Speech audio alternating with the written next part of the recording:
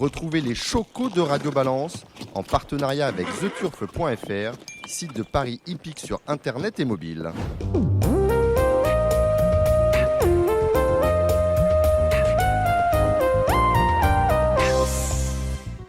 Bonjour, je suis Dominique Cordier, vous êtes sur Radio Balance, nous sommes au Cardinal, 5 place de la Porte de Saint-Cloud, Paris 16e, du monde.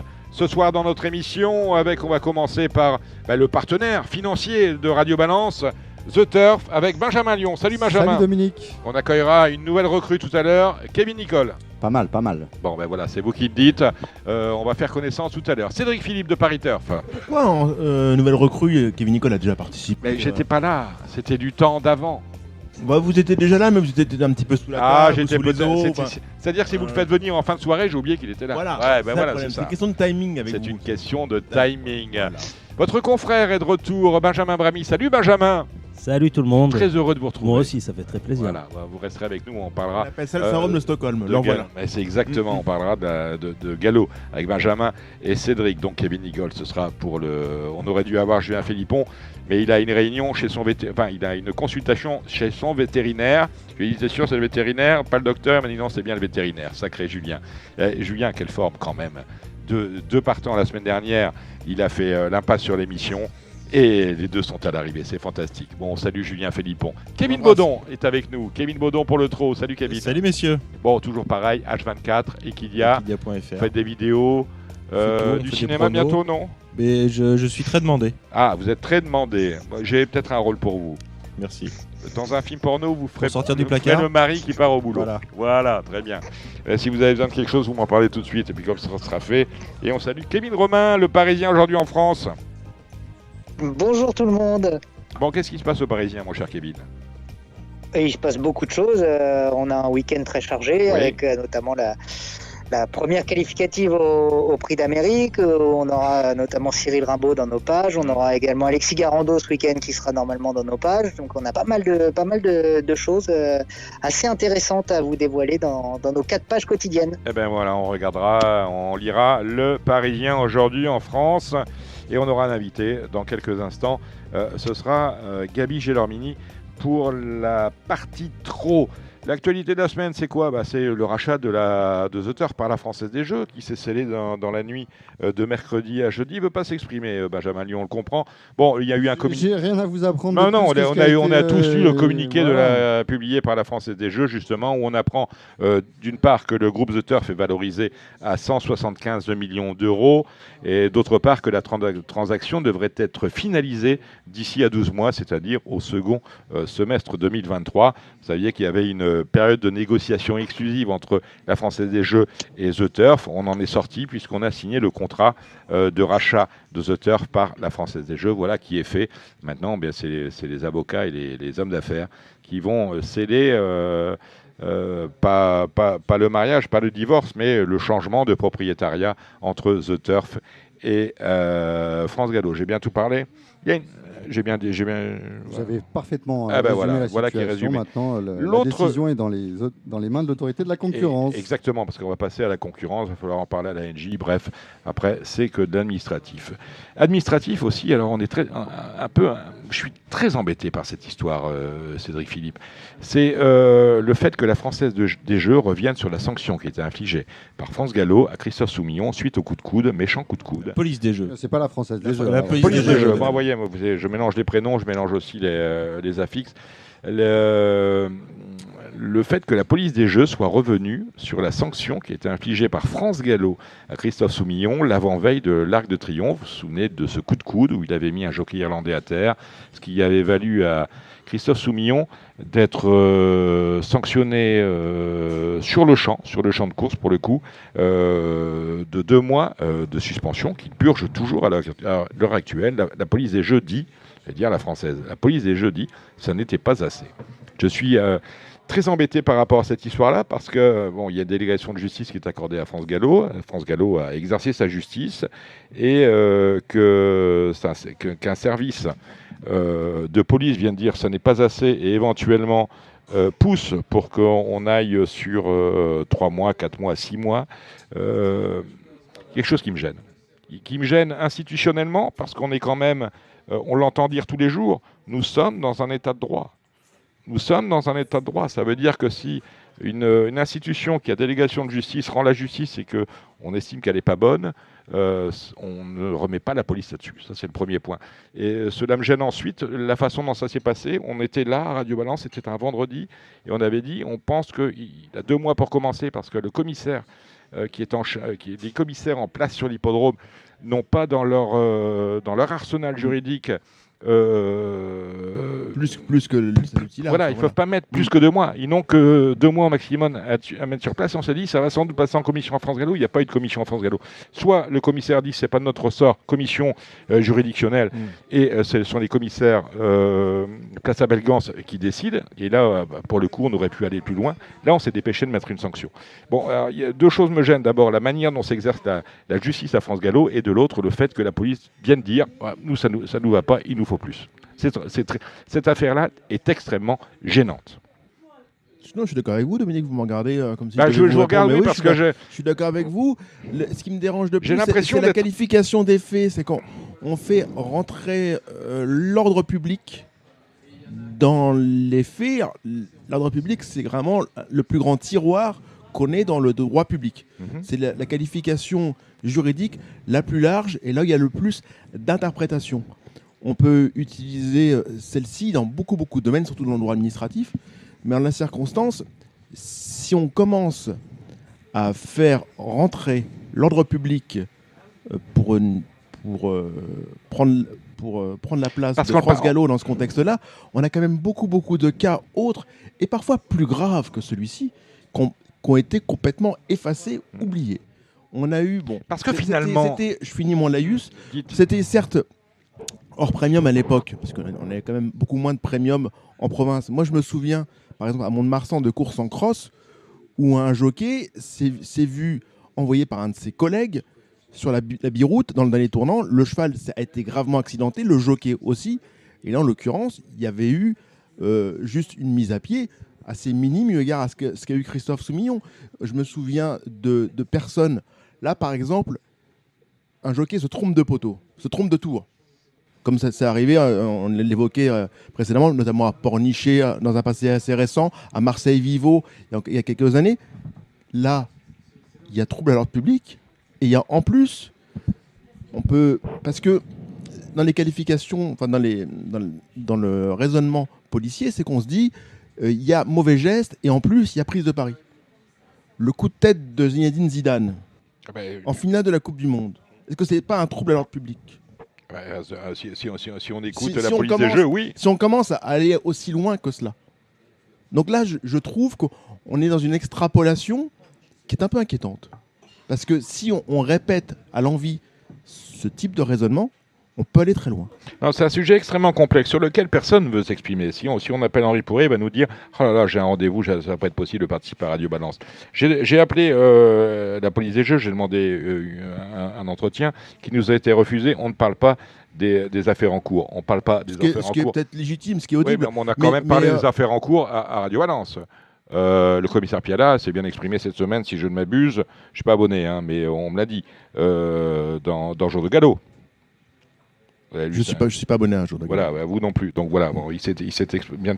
Donc voilà, il y a quelque chose qui est malaisant dans ce. Il y a une grande gênance, comme dirait je ne sais plus qui il y a vraiment une grande gênance par rapport à ce sujet-là, et je suis très inquiet du fait que la police. Vous avez raison, le coup de tête de Zinedine Zidane. Ben voilà, si ça se passe, je veux dire, il trouble à l'ordre public. Et éventuellement, il y a des gens qui ont joué sur le match. Évidemment. Et la police des jeux va aller dire non, Zidane.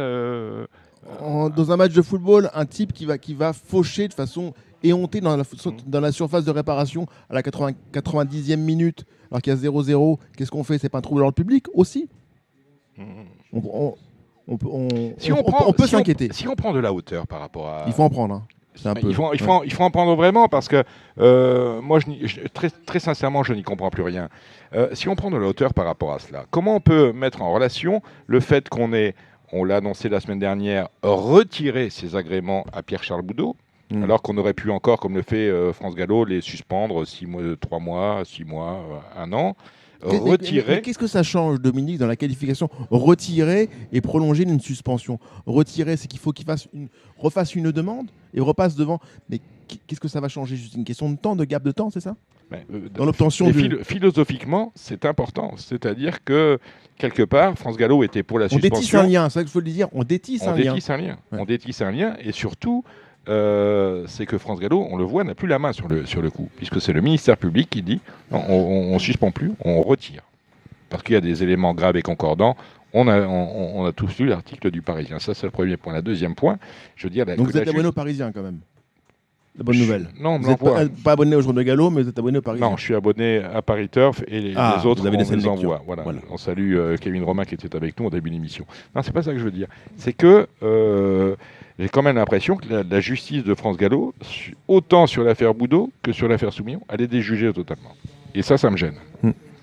Comme il est... je pense que vous n'êtes pas le seul à être gêné. Non, mais comme il est gênant parce qu'on a d'autres affaires aussi au trot, avec Grégory Torel, Pierrick Lemoyle, qui ont purgé une suspension d'1 an, parce qu'ils ont eu des chevaux contrôlés au cobalt. Leur suspension, ils ont purgé leur peine, et à la fin de leur suspension, on ne leur rend pas leur licence, parce que c'est assujetti au bon vouloir du ministère public. Je pense que c'est extrêmement gênant, à tel point que l'on comprend que les associations professionnelles, comme un seul homme, ont demandé audience auprès du commissaire divisionnaire en charge de la section centrale des courses et des jeux, M. Stéphane Piala, la semaine prochaine à Nanterre, les associations d'entraîneurs et de jockeys. Donc, je trouve qu'il y a, puisque pour en revenir au liminaire de ce que je disais, il y a un souci quant à la manière dont la justice est appliquée. Le problème, c'est dans notre écosystème. En plus, on n'est pas habitué, parce qu'on passe vraiment du tout au tout. Beaucoup se plaisaient à rire, entre guillemets, ou à sourire du non-agissement de la police des jeux durant des décennies. Durant des décennies, ce sont des personnes convoyées de façon sporadique sur les hippodromes, qui étaient réputées ou qui étaient pointées du doigt comme ne connaissant rien ou presque à la chose, et étaient vues comme des personnes qui étaient malgré tout rarement très efficaces. En tout cas, qui travaillaient dans l'ombre. Voilà. Du moins, c'est le regard qui a été porté sur eux par beaucoup d'observateurs. Leur travail n'apparaissait jamais vraiment clairement au vu de tous. Durant des décennies, c'était ainsi. C'est comme ça qu'ils étaient perçus. Et là, ils sont passés du tout au tout. Désormais, ils prennent la main sur des dossiers qui étaient plutôt correctement traités par France Gallo. Enfin, du moins, il n'y avait pas de laxisme, il n'y avait pas de faute grave. Du moins, on ne peut pas le penser. Donc, il n'y a pas eu de grave omission. On ne peut pas dire qu'on ait fermé les yeux sur des choses. On n'a pas eu de passe-droit. On n'a pas eu affaire à des passe-droits, à des gens qui auraient dû être punis, qui n'ont pas été par les institutions. On a vu par le passé des choses plus étonnantes. La justice avait été bien rendue par les sociétés mères. Voilà ce que vous voulez dire. Oui. Bon. Aujourd'hui, on a l'impression qu'elles le rendent de la même manière qu'elles le rendaient il y a 10 ans, mais que ça ne satisfait plus. Et que finalement, en pensant aider, c'est-à-dire que en invoquant le trouble à l'ordre public, le fait qu'il y ait pu avoir moins d'enjeux sur certaines courses par rapport à certains comportements, on a l'impression que l'État, plutôt que d'aider l'institution, est en train de la tirer vers le bas. C'est un peu l'impression que j'ai. C'est ça qui me gêne. Vraiment, beaucoup de choses me gênent dans cette affaire. Et puis c'est inquiétant. Ce n'est pas un climat apaisant et apaisé que de se dire que on peut être rejugé. Quand vous sortez d'un tribunal, vous avez une peine ou pas, et la situation est plus ou moins claire. Là, en la circonstance, vous avez l'épée de Damoclès permanente. On n'a pas de parquet. Le parquet, ce serait donc le ministère de l'Intérieur, c'est lui qui décide, qui dit notre ministère de la Justice à nous, c'est le ministère de l'Intérieur. C'est lui qui vient nous dire ah ben non, le parquet fait appel. Mais on n'a pas cette notion de. Donc on parle des prérogatives régaliennes des présidents de sociétés de course. Je pense que celle-là en est une et qu'il va falloir à un moment donné remettre à plat toute cette délégation de justice qui est accordée aux sociétés de course. Si elle ne satisfait plus, je pense qu'il faut arrêter de s'en prendre à des soumillons qui, s'ils ne sont pas excusables et éventuellement pardonnables, responsables doivent pas payer ces manquements-là. Parce que vous dites, on a l'impression que, c'est vrai que ça commence à faire beaucoup. On a eu toutes ces affaires que l'on connaît. Je vais vous rappeler l'affaire Laloum, un jeune homme qui a été interdit, auquel on a suspendu ses agréments par le fait du prince. On a les affaires Torel et Lemoyle, qui n'ont toujours pas récupéré leurs agréments alors qu'ils ont purgé leur peine. Ça n'existe pas. Lorsque vous êtes emprisonné dans le droit commun, quand vous avez purgé... Vous sortez plus avant qu'après, quoi. Vos 30 ans, vous ne sortez pas avant, mais vous sortez le jour même. Vous ne sortez pas 15 jours après. Alors ça, c'est un peu gênant. On ne sait pas où nous mènent les affaires Rossi. On voit où nous mène l'affaire du MO15, puisque, mis à part ce pauvre Huneman qu'on salue, qui est en Alsace et auquel on a retiré tous ses agréments, Yannick Alain-Briand a été revu sur un sulky. Oui, mais il n'est plus entraîneur. Il n'est plus entraîneur, on ne lui a pas rendu tous ses agréments. Bon. Et ensuite, on a Boudot, auquel on retire, Soumillon, qui a été puni, mais on va punir un peu plus parce que c'est pas assez. On ne peut pas vivre dans un milieu comme ça, où avec toujours une épée de Damoclès dans la tête, sans parler du fait qu'on l'a vu avec Dominique Risset même, on est tous sur écoute. Puisque dès le moment où vous parlez à un entraîneur, à un driver, à un éleveur, on vous écoute. Donc il y a quand même un climat malsain qui est en train d'être installé non pas par les sociétés mères, mais par l'une des autorités de tutelle, en l'occurrence le ministère de l'Intérieur. Est-ce qu'on a tout dit ? Du moins, on a dit notre ressenti. Tout dit. On n'a pas dit la vérité. Et il va s'en trouver encore, parce qu'on va en voir aux courses, qui vont dire que ce que tu as encore pu dire comme bêtise hier. C'est incroyable. Ah bon, mais quoi donc ? Ben oui, mais c'est comme ça. On est dans un état de droit, et dans un état de droit, il me semble que ça ne se passe pas comme ça. Allez, on va parler courtine maintenant, avec le trot. On peut revenir quand même sur le Grand Week-end de l'Obstacle, ou vous voulez revenir avec Morgane Regueras ? On va attendre, deuxième partie d'émission, Morgane Regueras. Ça vous va ? D'accord, comme des vous choses voulez. à dire. Allez, on fait comme ça.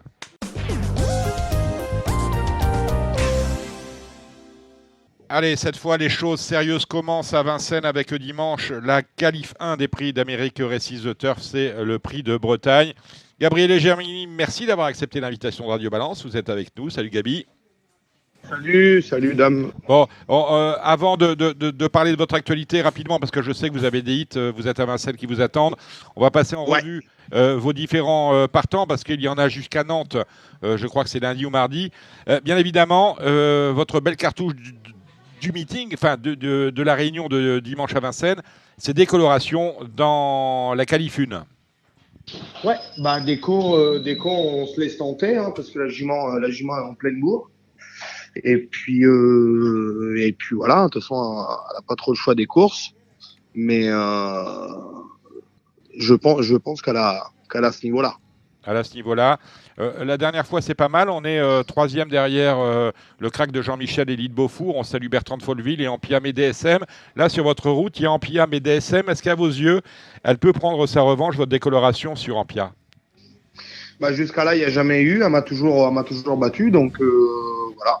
Peut-être que dimanche, il y en a une revanche. Mais enfin, ça, les clients sont présents. Quand j'entends dire que c'est un petit prix de Bretagne, petit préparatoire, un petit prix de Bretagne, moi je trouve pas. Parce qu'il y a plein de chevaux qu'ils n'étaient pas là avant, que du coup ils sont laissés tenter. Donc une fois qu'ils sont tous regroupés dans la même course, je trouve que c'est très ouvert. Donc voilà, je pense que c'est une question de parcours, et puis la mienne, il faut qu'elle reste quand même sage. Donc d'accord, on la met dans le Z5, elle n'a surtout pas laissé tomber. D'ailleurs, Jean-Michel Baudouin a mis un vert sur le site Le Trot. Vous avez 4 autres partants dans cette réunion de Vincennes, Gabi. Vous avez un Inspector Brosse pour Monsieur Bott. La mienne orange pour le coup. Ouais, Inspector Brosse, c'est un cheval qui est très sympa, très maniable. Il a tiré vraiment un mauvais numéro, donc je pense que sa tâche va pas être facile. Dans le Boissy Saint-Léger, vous avez Andy Bourbon, un cheval que pour le coup vous connaissez bien. Andy Bourbon, je pense que c'est une première chance pour être dans les 3. On est en plein sur son parcours 2100. Il vient de courir 2-3 fois très bien. Donc voilà, il sera plaqué les ferrets derrière. Numéro 7, c'est pas dérangeant. C'est un cheval qui est vite en jambes, qui peut aller de l'avant. Il est très fort sur ce parcours. El Greco Bello dans le Cossé de Vivien. El Greco Bello, préparé pour cette course-là. Très bonne dernière course à Vincennes, à 25 mètres. Numéro 2, Course préparée, donc cheval très utile, très belle efficace cartouche. sur 2100 aussi. Donc je pense qu'il va pas sortir des 3. Hydra, dans la 9e et dernière, le Jean-Maurice Béteau pour Vincent Lebarque. Hydra, jument très sympa, qui a fait toutes ses courses depuis cet été. Maintenant, elle a pas mal de poids aux intérieurs, c'est 2850 mètres grande piste. Faut bien économiser son effort, mais c'est une pouliche qui a manqué un petit peu de chance dernièrement. L'autre jour, je suis pas parti. Le coup d'avant, je suis battu à la fin. Le coup d'avant, j'étais enfermé. Elle a fait quand même toutes ses arrivées. Donc, le jour que ça va sourire, elle peut gagner une telle course. Donc attention à Hydra dans la 9e à Vincennes, c'est dimanche. Demain, vous êtes à Laval pour deux montes. Gagnant de Briqueville pour Aude Lemoine. Gagnant de Breakville, un cheval que la piste plate, qui va adorer. Ça fait 2-3 coups qu'il court à Vincennes, il court très bien. C'est un cheval qui adore aller de l'avant, donc c'est une tactique qui peut s'utiliser sur l'hippodrome de Laval. Ouais, ça paye souvent à Laval, hein, d'aller devant. Oui. Idéal de Castel pour Alain Chabat. Idéal de Castel, bon poulain, un cheval un petit peu fougueux, qui commence à prendre le métier du bon côté. L'autre jour, il m'a fait une faute dans le dernier tournant. J'étais un petit peu trop équilibré au Sable d'Olonne, mais à Laval, le coup d'avant, c'était la grosse note. Il aurait gagné. J'étais troisième, un petit peu enfermé. Donc, c'est un cheval s'il a une course fluide, il peut même gagner une telle course au premier poteau. Dites-moi, Gabi, est-ce qu'on va avoir droit à un grand récital de Gabriele Gelormini à Nantes lundi, parce que je vois que vous avez 4 Baudouins. Jean-Michel a mis du vert à chacun de ses chevaux. On a Joker des Molles dans la 2e. Ouais, Joker, c'est un poulain qui est très doué, il court nettement en dessous la catégorie, parce que c'est des finales régionales, donc pas tout le monde y a le droit. C'est une question de sagesse. S'il reste trop, normalement, il va être en haut de, je pense. Il est plaqué des 4 premières fois. Plaqué des 4 Gabi, premières fois en plus. Ouais. Des 4, c'est le premier coup qu'il est plaqué des 4. Ouais, me semble-t-il. Ouais. Vous êtes sûr? On vérifie ça. Ah non, il a été 6 fois. Ouais, non, les 6 dernières courses. Non, il a été depuis un moment. Il a gagné au Sable d'Olonne dans cette configuration-là. Vous avez également Hirondelle Cibé. Hirondelle Cibé nous a bien plu l'autre jour. La jument, elle a couru tranquille à plusieurs reprises. Elle était arrêtée longtemps et là, pour le coup, elle sera déférée des 4. Donc, avec les artifices, elle va montrer son vrai visage. Au moins à 80%. Un télo de Chenu, on reste à Nantes. La dernière fois, on n'a rien vu. Un télo de Chenu, ils ont remis un petit peu de poids. Il était un petit peu léger d'allure le jour à Nantes. Donc, ils ont rectifié le tir en mettant un petit peu plus de poids. Je pense que sans faute de sa part, ça peut passer aussi. Et on a Falcao de Chenu. C'est la dernière cartouche de Jean-Michel Baudouin. Falcao de Chenu, cheval en pleine forme, qui adore les pistes en province. Il a un petit peu de mal à Vincennes, mais en dehors, il a toujours été présent. La dernière à Laval avec lui, elle est parfaite. Donc voilà, faut rendre 25 mètres, mais je pense que c'est un lot à sa portée. C'est une bonne chance. Pour M. Pereira, vous drivez Quality Love dans la première, le prix Bird Parker. Je connais pas du tout. J'ai vu que c'est bien né. Adrien, c'est un entraîneur qui se débrouille très bien, donc voilà. Mais je peux pas vous en dire plus. On finit avec Alexandre Garot qui présente Icare d'Audienville. Ouais, j'ai regardé, je le connais pas. C'est un cheval qui est anciennement un cheval à Jean-Paul Marmion, qui a très bien fait. Hein. Ses lignes sont très bonnes. Il a battu des chevaux dans d'excellents chronos déjà l'année dernière. Donc là, il retrouve un engagement parfait. Ça reste quand même une rentrée. Ouais, une rentrée, je pense. Pas couru depuis le mois d'août, je crois. Mais c'est un cheval qui, s'il gagne pas là, c'est un cheval qui va faire une belle année. Alors, vous avez passé le cap cette année. On a fini avec vos partants. Vous avez passé le cap des 100 victoires dans l'année. Ça vous place 7e au Sulky d'Or. Comment vous abordez ce meeting, Gabriele Gelormini? Vous êtes bien armé, on vous voit au Sulky de décoloration. Est-ce qu'on a un vrai cheval pour disputer l'arrivée du prix d'Amérique The Turf, par exemple? Écoutez, décoloration, c'est ma première cartouche, forcément. juments que je mène tout le temps pour Jean-Michel. Après, niveau gain, elle va être courte, donc il va falloir un vrai ticket. Donc il faut qu'elle soit dans les 3. Maintenant, faut laisser faire les choses. Hein. Si on se qualifie pas, je serai à pied. Et puis il y aura un cheval pendant le meeting que je driverai peut-être. Parce que vous avez des pistes, vous avez des pistes mais pour le moment, non. Au moment où on se parle, non, pas du tout. On reste sur des colorations. Forcément, là, je vais driver ma jument. C'est la première. On est très loin de la belle. Il n'y a rien de fait, il n'y a rien de certain. Donc, faut pas s'affoler. Mais en tout cas, je suis preneur. Si ma jument, j'arrive pas à la qualifier, je serai preneur pour d'autres propositions. D'une manière générale, vous trouvez que vous êtes bien armé dans ce meeting ou qu'il va falloir aller chercher des montes et solliciter votre agent qui est toujours Quentin Passalboni, on est d'accord? Ouais, bien sûr, c'est toujours Quentin. Et l'année est bonne. Maintenant, le meeting, on a des partants tous les jours. Avec des chances, on fait les arrivées. J'ai déjà gagné 2 courses dans un groupe. J'ai des chevaux corrects, des écuries correctes. Donc après, il faut un peu de chance, il faut des bons engagements. Mais je ne suis pas le plus à plaindre. Ben voilà qui est dit. Merci Gabriel Gelomini. Kevin Romain, Kevin Baudon, une question à Gabi. Moi j'ai juste une petite question pour Romain. Gabi. Est-ce que on le voit beaucoup mener pour des entraîneurs italiens? Est-ce qu'il a 1 ou 2 cartouches avec des chevaux italiens qui pourraient être intéressants à suivre cet hiver, qu'on n'a peut-être pas encore vu en France et qui vont arriver et qu'il aime bien? Je pense que Di Lucamo, c'est le petit cheval que j'ai couru l'autre jour, qui est 4e le jour que j'ai gagné avec des Spring Bar. C'était dans le lot des mâles. C'est le cheval à Martens qui gagnait. Il a une course le 17 décembre sur 2100, mais c'est un cheval qui a le niveau de Vincennes. J'ai pas très bien drivé, il a gardé une bonne 4e place. Donc dans les chevaux italiens, il y a ça. Après, faut suivre l'écurie d'Éric Bondo. Hein. C'est un entraîneur redoutable. Je crois qu'il a récupéré 2-3 chevaux scandinaves et italiens, en plus de ce qu'on connaît déjà, de Enjoy the Game, Kennedy à Wonderby. Donc faut suivre l'écurie Bondo pour cet hiver.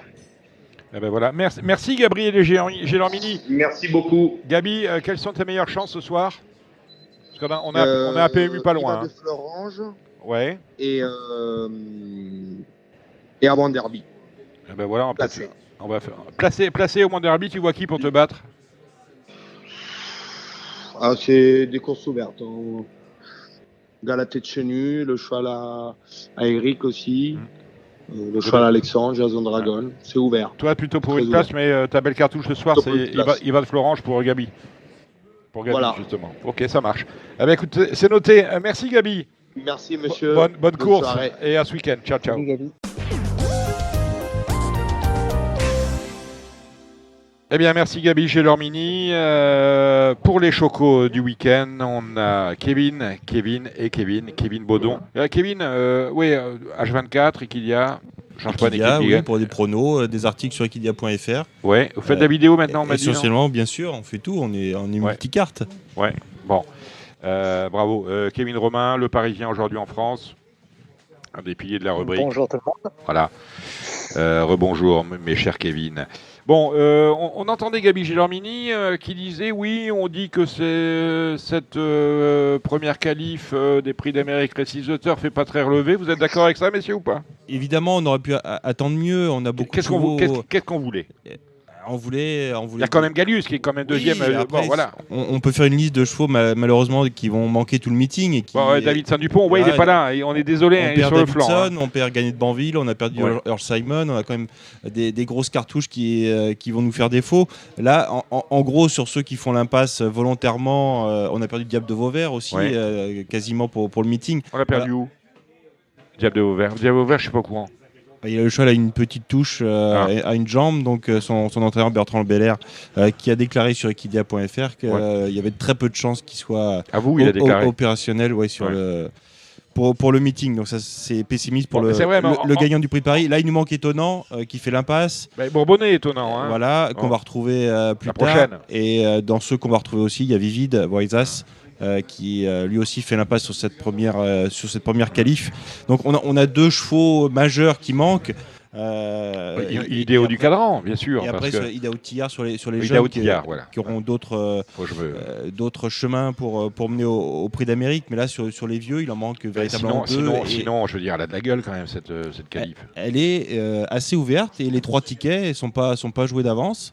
Et ça va être une très belle lutte. Alors, on peut regretter l'absence de certains, mais la course reste très belle. Alors, j'ai déjeuné hier midi avec notre ami à tous, Guillaume Coves, qui me dit « Ah, je suis très content, j'ai fait l'impasse sur Italiano Vero. » J'ai dit « Tu n'as jamais rien compris. C'est quand même une chance, Italiano Vero. » Mais on va pouvoir étalonner la génération des I par rapport aux vieux. C'est la première fois qu'il affronte les vieux. Il sera que d'épée. Après, on a déjà vu des choses à l'arrivée. On l'a déjà un peu étalonné, cette génération des I par rapport à Idaho Tillard. Oui, certes, mais Idaho est pour l'instant celui qui est en tête, qui est le meilleur et qui a une petite marge d'avance sur les autres. Fait l'arrivée d'un Bretagne sur la première qualif, c'est très très rare. On a eu Hakim du Cap-Vert il y a 5-6 ans, mais c'est très très rare. C'est des courses spéciales. Il a le droit de faire l'arrivée, c'est pas une première chance. C'est pas une première chance. Kevin Romain. Je rejoins un peu ce que vient de dire Kevin Baudon. Après, on est un petit peu à la croisée des chemins aussi. Les anciens qui sont, pour certains, un petit peu dans le dur. On a une nouvelle génération qui arrive avec les H qui s'affirment de plus en plus. Donc, petit ou pas petit, en tout cas, la confrontation va être belle à voir parce que on a surtout Gallius et Flamme du Goutier dans les vieux qui vont être les plus redoutables avec Ampiam et DSM, je pense. Et puis après, il y a toute cette génération de 5 ans avec des Hip-Hop au fort, des Hooker Berry qui vont essayer et des Hussards du Landré que j'oubliais, qui vont essayer d'aller les accrocher un petit peu. Donc ça va être intéressant en tout cas, ça va nous permettre de savoir un peu où en sont les différentes forces en présence de ce meeting d'hiver et ça va être déjà une belle course d'entrée de jeu. Même si on peut regretter la non-présence de certains des chevaux que vous avez dit tout à l'heure, mais malgré tout, le plateau est quand même plutôt bon. Alors, pour votre information, Hakim du Cap-Vert s'était classé 2e en 2014 et il avait gagné à 5 ans ce prix de Bretagne. C'était en 2015. Le seul, avec Hakim du Cap-Vert, 2e, donc je le disais, en 2014. L'autre seul 4 ans à avoir disputé l'arrivée d'un prix de Bretagne, c'était Tony Gio qui s'était classé 5e dans l'édition 2016. Voilà qui est dit. Maintenant, trêve de plaisanterie, c'est un Z5, ils sont 17 au départ. Est-ce que Gallius est un superbe favori, Kevin Romain ? Oui, avant le coup, c'est vrai que c'est difficile d'aller contre Gallius. C'est le 2e du Prix d'Amérique. Le cheval est déféré. On a senti un entourage qui était quand même très, très confiant. Voilà, si on a le vrai bon Gallius, oui, il devrait lutter pour la victoire. Est-ce qu'il va gagner ? En tout cas, on a du mal à le voir sortir des 3 premiers avant le coup. Votre avis, Kevin Baudon ? Il est attendu un petit peu au tournant. C'est un cheval qui a un statut. Il est 2e du Prix d'Amérique Legend Race l'an dernier. Et il fait sa rentrée, mais il faut assurer un ticket tout de suite. On ne sait pas comment l'hiver se passe. Si le ticket est pris tout de suite, ça enlève un mal de tête, puisque 3 tickets seront délivrés à chaque fois. Donc, ça change tout. Les places, vous avez le ticket, ça change tout. Les places s'éliminent très vite. Donc Gallius, même s'il a pas mal de gains et qu'il a un gros numéro dans ce Prix de Bretagne, la qualif 1, prendre un ticket, c'est quand même très très important. Et même s'il fait sa rentrée, son entourage l'a préparé en conséquence. Il est déféré des 4 pieds. Mais il y aura de l'opposition parce qu'il y en a plusieurs qui vont courir avec le couteau entre les dents et c'est pas si facile. Donc Gallius, sans dire qu'il a été décevant, mais cet été on l'a vu un coup bien, un coup moins bien. Il a déçu un petit peu dans le prix Jean-Luc Lagardère cet été. Il a rassuré quelque peu dans le prix d'été en finissant 3e, plutôt de bonne façon, mais en léger retrait. Donc ce Gallius, il a attendu, il n'a pas gagné depuis le Ténor de Beaune l'année dernière et là on attend une grande performance de sa part, mais ça va être une très belle course et beaucoup d'opposition, donc ça ne s'annonce pas si facile que ça. Un favori certes, mais pas en béton. Votre pronostic, Kevin Baudon? Alors moi, j'ai un coup de cœur pour Ampiam et DSM depuis l'hiver dernier. Bien sûr. Elle est arrivée, son entraîneur n'a pas eu d'autre choix que beaucoup courir l'hiver dernier. Il avait besoin de gains.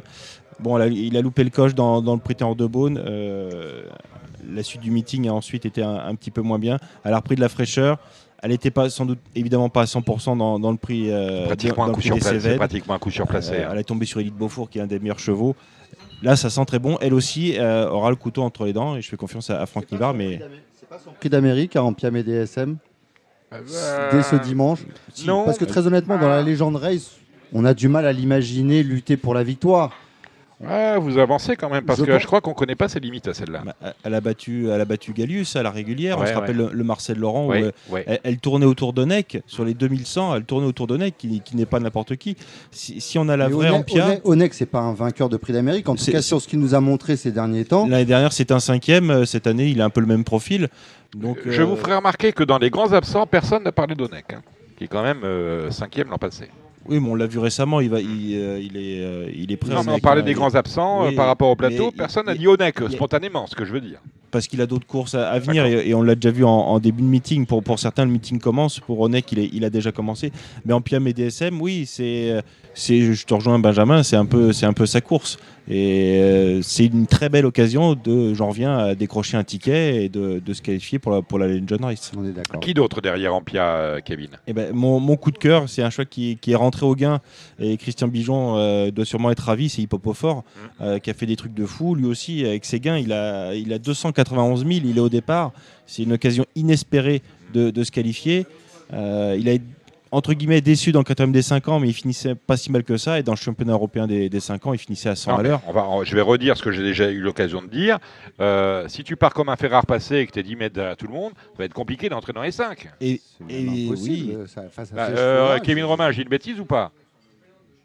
Non, je partage un peu cet avis. J'ai un peu peur en fait que ce soit un vrai gros défaut dans ce genre de catégorie. Des fois, je vais pas dire qu'il faut peut-être mieux avoir un tout petit peu moins de classe et être un tout petit peu plus maniable que Hip Hop au Fort. On sait qu'il a de la classe, mais son manque de maniabilité là, notamment au niveau du départ, on sait qu'après on va sortir un petit peu dans les pattes en montant, ça va être compliqué, on va être dans les mauvais coups.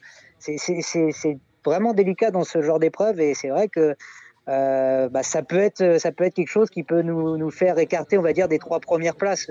Évidemment, pour le Quintet, pour le Z5, on est un peu obligé de le retenir parce que c'est un à ce niveau-là, quand tu ne pars pas, c'est un pour les 3 premiers, j'ai un peu de mal. C'est un vice rédhibitoire. Tu peux refaire les courses comme tu veux. C'est sûr que dans le critérium, un peu manger la feuille de match. Mais je veux dire, finir en trombe, oui, mais ça ne fait à ce niveau-là jamais un gagnant. Les bonnes notes, elles n'ont jamais, jamais gagné. On a le droit de pleurer. On peut acheter des mouchoirs avec Hip Hop au Fort. Si les 3e, ça suffira. Il n'y a pas que Hip Hop au Fort. On peut aussi parler d'un cheval comme Hokkaido Giel, qui est un bon cheval.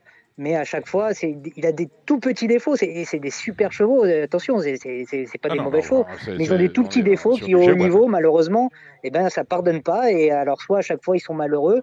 Mais le jour où ils ont la bonne course, malheureusement, il a manqué un petit quelque chose. Donc, c'est un peu bizarre avec ces chevaux-là. Ils sont très bons, mais il leur manque peut-être la petite étincelle pour aller accrocher une victoire de très haut niveau de groupe 1. Mais c'est le coup de cœur de Kevin Baudon. Oui, après, il faudra voir le train dans cette course qui va aller devant. On a plusieurs chevaux qui n'ont aucune chance, d'autres qui vont être un petit peu à fleur et moucheté. Un cheval comme Mookerberry, le numéro 16, qui fait partie de la très bonne génération des 5 ans. Lui, il a besoin de courir caché, il ne peut pas aller devant. Donc Chatman, il va aller devant. Chatman va aller devant, mais pour combien de temps après le problème de ces courses-là, si on veut gagner, il faut aller devant et longtemps. C'est surtout ça la question. Je suis d'accord, très bonne question. Parce que si Gallius prend la tête, est-ce qu'il y a quelques adversaires qui vont être un tout petit peu assez, je vais pas dire assez fous, mais qui vont essayer d'aller lui contester le commandement. Moi j'ai l'impression que si Gallius il s'installe au commandement ça arrangera tout dans le bas de la descente, après la course elle va être un petit peu. Même un Alcoy qui fait sa rentrée peut aller devant finalement. Alcoy peut très bien aller devant. On l'a déjà vu, Alcoy tête et corde. Oui, il va se placer, mais c'est pas. Pas dans cette catégorie-là, Dominique. Ça paraît beaucoup trop. Alcoy, c'est une rentrée ferrée. il sera plus dernier que premier. Là, Après, Italiano Vero, lui, va bien partir. C'est un cheval qui est capable de bien démarrer et occuper les avant-postes. Mais c'est une course assez difficile à déchiffrer dans sa tactique. Kevin Baudon, vous n'avez pas terminé votre énonciation de votre pronostic. 8, 2 et 13. Alors attendez, 8, 2 et 13, c'est-à-dire Ampiam et DSM, le 2, Hippopofort et le 13, Gallius. Le numéro 13, voilà. Évidemment, Hussard du Landrais, qui est un tout petit peu comme Hippopofort, qui n'est pas le meilleur des démarreurs, mais qui a beaucoup de classe. Hookerberry, le numéro 16, qui, même s'il était un tout petit peu décevant dans le championnat européen des 5 ans, a été préparé pour cette course et Jean-Michel Bazir a annoncé que l'objectif était de terminer dans les 3. Kevin Romain, les vôtres. Je vais laisser Gallius en tête parce qu'il faut qu'il montre quelque chose directement d'entrée de jeu dans ce meeting d'hiver. Donc on va essayer de lui faire confiance à ce Gallius. J'ai tenté un petit coup de poker avec un cheval que j'aime beaucoup, c'est le numéro 7, Hussard du Landrais, qui je pense a une belle carte à jouer pour pouvoir se qualifier. Je le pense un tout petit peu plus pratique que Hippopofort. C'est la raison pour laquelle je le préfère un petit peu à Hippopofort. Et je tente le coup de le placer deuxième et je mets Ampiam et DSM troisième, qui à mon avis va montrer un tout autre visage que tout au long de l'année, où je vais pas dire à la ronronnée, mais bon, on n'a peut-être pas vraiment vu son véritable visage comme celui qui était le sien l'hiver dernier. Donc pour les 3 premiers, je mettrai 13, 7, 8. Et après, je tenterai Flamme du Goutier, malgré tout, le numéro 17, qui, à mon avis, va courir assez sagement derrière, mais peut venir accrocher une 4e ou 5e place. Elle est qualifiée, Flamme du Goutier, vu ses gains. Elle est qualifiée, non ? Oui, elle est qualifiée, voilà. Mais ça ne l'empêche pas de venir faire une bonne course pour continuer de bien continuer sa préparation en vue des Cornuliers Amérique qui arrivent. Donc, on ne peut pas l'empêcher d'être 4 ou 5e d'une course comme celle-ci. En tout cas, on l'a vu, elle est capable de finir très vite. Moi, je pense qu'elle peut être 4-5e. Et je placerai en 5e position Hippopofort, le numéro 2, qui effectivement est un cheval de grande classe, mais on a parlé déjà de ses petits défauts, mais il peut être largement 5e d'une épreuve comme celle-ci. Ben voilà, excusez-moi, messieurs. Oui, concernant Hussard du Landrais, quand je vois qu'on n'arrive pas à battre Éclat de gloire à Mons, je ne vois pas quelle chance on peut imaginer à Hussard du Landrais dans une épreuve. Vous êtes très dur, Éclat de gloire sur ces pistes-là, c'est un ogre. D'accord, mais c'est Éclat de gloire. Attention, Hussard du Landrais aussi venait de remporter son critérium. Il y a eu une petite forme de décompression derrière. D'accord, mais il ne bat qu'un Onek à Pivalet à la régulière, c'est pas ridicule. Et il avait toussé justement. Kevin, quelle chance donnes-tu à Happy Valley dans un prix d'Amérique ? Quelle chance donnes-tu à Onek pour une victoire dans un prix d'Amérique ? Je ne vois pas. Onek, c'est quand même un 5e de prix d'Amérique. C'est pas un chien, Onek. Onek tout le temps, là, toute l'année, Onek, il est devant, il fait les courses, il va au charbon. Et Onek, on le voit jamais à l'agonie. Il est tout le temps dans le coup. Onek, c'est quand même, pour moi, c'est un top cheval. Il se cache jamais. Il va toujours au combat. Onek, c'est pas une faute. En tout cas, moi, je trouve pas que ce soit une photocopie. C'est un cheval, il est tout le temps au combat, il a couru toute l'année, il s'est dépouillé toute l'année. Alors là, effectivement, il pourrait peut-être arriver un petit peu fatigué, mais enfin, on va pas lui en vouloir d'être un peu fatigué et de s'être fait taper par Hussard du Landrais dans le critérium. Et je trouve que c'est des chevaux. Onek, Hussard du Landrais, on peut parler de Hippopofort, attention, mais Hippopofort vient un profil un petit peu différent. Mais c'est quand même des sacrés chevaux comme Hookerberry. On n'en parle pas beaucoup depuis tout à l'heure, mais Hookerberry, depuis le début, il est dans la génération, il se les coltine tous et il est toujours là. Moi, je trouve que c'est des chevaux qui forcent le respect, qui sont très bons. Et je pense que Hussard du Landrais, il a réussi à avoir des combats. C'est pas par hasard s'il a gagné un critérium. Et je pense qu'il devrait pas être ridicule. Après, de là à dire qu'il va gagner cette préparatoire, peut-être pas. De là à dire qu'il va être dans les 5 premiers de l'Amérique, il y a encore du chemin. Mais attention, Hussard du Landrais, il est en progrès. Et il n'est pas ridicule dans cette épreuve, je trouve. Et voilà qui est dit, Kevin Romain. Alors, vous avez donné vos favoris, messieurs. Je vais vous donner, en remontant la liste des partants, mes outsiders, parce qu'il y a des choses rigolotes. D'abord, Facure de l'Euro, numéro 12. Personne ne peut lui interdire à ce niveau-là d'être 3e, 4e, 5e. Benjamin Rochard, nouveau venu parmi les drivers. dans ces compétitions qui mènent au Prix d'Amérique. Benjamin Rochard est associé à Violetto Jet, qui connaît ce parcours. Hein. C'est pas la première fois qu'il l'emprunte, il a déjà gagné. Attention à Galatéji, alors on va me dire, ouais, te rends pas compte, il n'est pas capable d'aller battre Doux Parfum. Voici, je prends l'élocution de certains. Et Galatéji, associé à Thomas Chalon, à mon sens, à mes yeux, il peut faire quelque chose. Il peut se classer 5e. Et puis Rakam, c'est l'invité mystère à ce niveau-là, on ne sait pas. Rakam qui a été incapable depuis qu'il est arrivé à Vincennes de gagner son Z5, disqualifié pour ses débuts sur la grande piste de Vincennes. Il vient de se classer 2e avec la manière. Il a son driver, il a un driver. Il n'a pas son driver, il a un driver, Alexandre Abrivard, puisque la dernière fois, c'était les 2 dernières fois, c'est 2 courses françaises. C'était un driver suédois, son entraîneur, Christopher Eriksson. Là, on va chercher Alexandre Abrivard, il peut se passer quelque chose. Ah, vous aimez bien quand je parle de Rakam Non, mais moi, je veux bien Rakam, Galatéji, Florida Sport, même si vous voulez, des colorations. Mais il y a quand même un professionnel qui s'appelle Jean-Michel Bazir. Si mes Zarenfass dans cette course, c'est pas pour terminer 8e. S'il n'avait pas de chance avec Zarenfass, il ne le met pas dans la course. Ou alors, Idri Vukourberry. Je pense qu'il ne faut pas oublier ce Zarenfass parce que celui-là, il a fait une erreur. Il y avait une erreur de bride la dernière fois ou d'embouchure. Je pense que cette fois-ci, Jean-Michel Bazir ne va pas faire 2 fois la même erreur. C'est un cheval qu'il aime beaucoup. Attention à celui-ci. Ben voilà, ce sera le mot de la fin. Il y a des bruits favorables en plus qui circulent à son sujet. Beaucoup disent qu'il travaille très bien le matin, donc attention. Et puis le patron est au sulky. Allez messieurs, rapidement, on égrène cette belle réunion de Vincennes. On a 9 courses ce dimanche après-midi. On commence avec le RMC Prix de Brioudet. 12 au départ, c'est une course autre-montée. Avec vous, Kevin Baudon. Oui, on commence. Il y a beaucoup de partants dans cette réunion et c'est plutôt satisfaisant. Non, mais tant mieux. J'espère qu'on ne va pas tomber sur des Z5 à 12 quand même. Parce on sera un dimanche. On sera un dimanche. Non, parce que vous savez qu'il y a des réunions à beaucoup de partants. On va nous chercher des Z5 à 10, 11, 12. Il y a des programmes de course. Il y a beaucoup de partants. On va en parler d'ailleurs.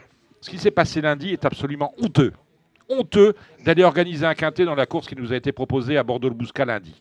Voilà. Il y a 5 chevaux dans la course, il faut 1, 2, 3, 4, 5. Voilà. Quel est l'intérêt? Pour toucher un désordre du quintet à 1,20 €, je suppose qu'on était à 8 €, à 4 €. C'est la politique du PMU qui veut du recyclage et qui considère... Non, mais ce n'est pas. C'est de la mauvaise politique. Voilà. C'est de la politique de boutiquier. Mais c'est le choix de l'opérateur principal.